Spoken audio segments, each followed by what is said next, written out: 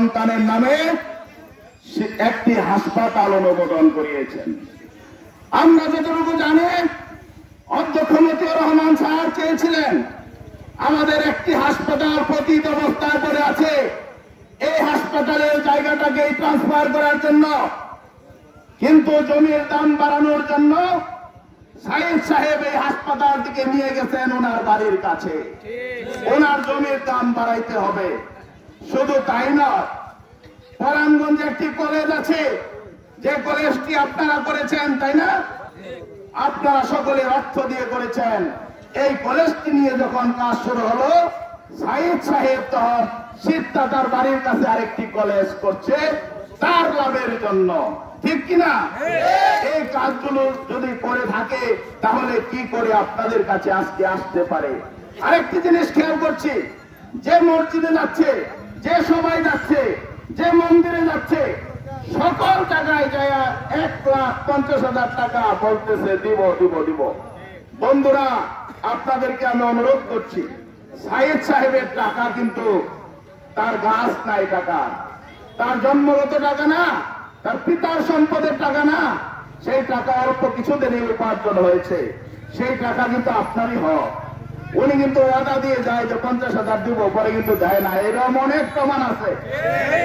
যদি ওয়াদা করে যে 50,000 টাকা দিব এখানে, আপনারা বলবেন ভাই 50,000 লাগবে না, 10,000 কমাই দেন, নগদ দেন, এই কথাটা বলবেন, তাহলে চাপাবাজি বন্ধ হয়ে যাবে। সে অসংখ্য মানুষকে বলে যে আমি টাকা দেবো, এখানে আমার পরামর্শে অনেক লোক আছে টাকা পরে আর পায় না।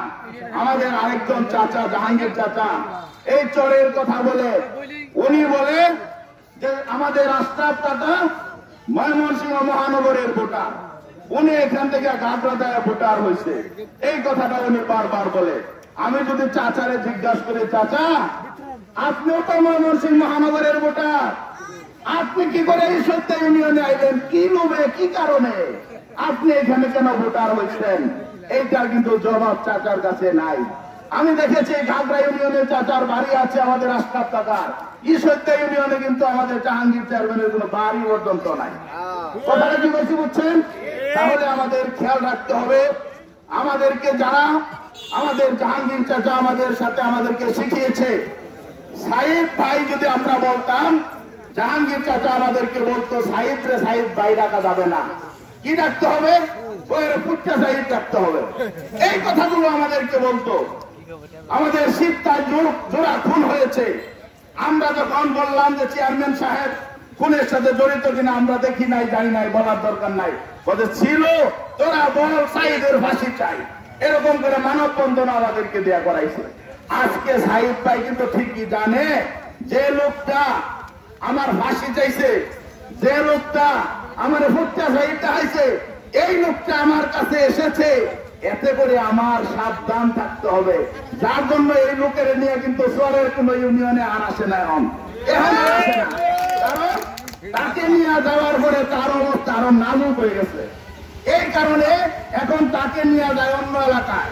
গতকালকে রাতে আমার কাছে বারংবার ফোন এসেছে, রাত্র 12টার পরে কথা বলার, রাত্র 12টার পরে সাক্ষাৎ করার।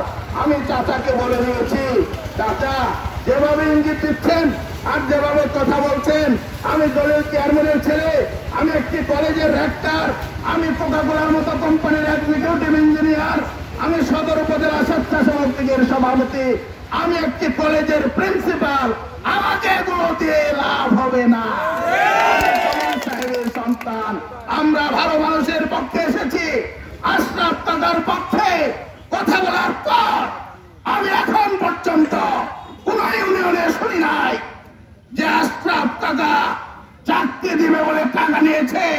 আমরাই প্রমাণ পাই নাই, আমরা প্রমাণ পাই নাই কোন দরবারের নামে আশরাফ চাচা টাকা নিয়েছে, আমরা তার প্রমাণ পাই নাই। আমরা অসংখ্য প্রমাণ পেয়েছি। আপনি এই স্কুলের সভাপতি হন, ওই স্কুলের সভাপতি হন, ওই স্কুলের সভাপতি হন, যে স্কুলে 2টি-4টি নিয়োগ দেওয়ার সুযোগ আছে, যেখানে নিয়োগ দেওয়ার সুযোগ নেই ওখানে আপনি যান না। আমাদের মনের তৃপ্তি, আমরা ভালো মানুষের পক্ষ নিয়েছি। 21 তারিখ সারাদিন ঘোড়া মার্কায় ভোট দিন। 21 তারিখ সারাদিন 21 তারিখ সারাদিন। ধন্যবাদ সবাইকে। আমার কথা লম্বা করছি না, আপনারা সকলে প্রতিজ্ঞাবদ্ধ হন অন্যায়ের বিরুদ্ধে।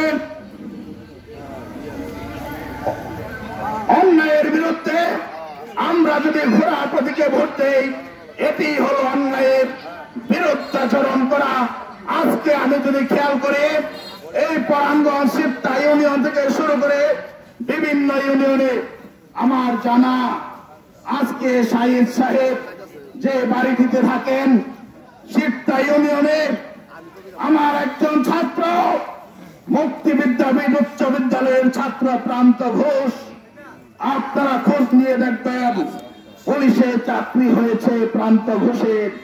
ওর বাবা অত্যন্ত গরিব মানুষ। প্রান্ত ঘোষের জমিতে আপনার বাড়ি কি করে হলো? আপনার কাছে তার জবাব চাই। শুধু তাই নয়, পরাণগঞ্জ থেকে শুরু করে অসংখ্য চরের মানুষের জমি লিখে নিয়েছেন। কি কারণে রেখে নিয়েছেন? জনগণ আপনার কাছ থেকে জবাব দিবে। তেল বিক্রির টাকায় এত অর্থ হয় না, জনগণ জানে। তার জবাব 21 তারিখে দিবে। অধ্যক্ষ মতিউর রহমান স্যারের পরিচয়ের মাধ্যমে যে সমস্ত কাজগুলো করেছেন, দয়া করে মতিউর রহমান স্যারের নাম বলুন। স্যারের সাথে কিন্তু আপনার বেয়াদবি হয়ে যাচ্ছে।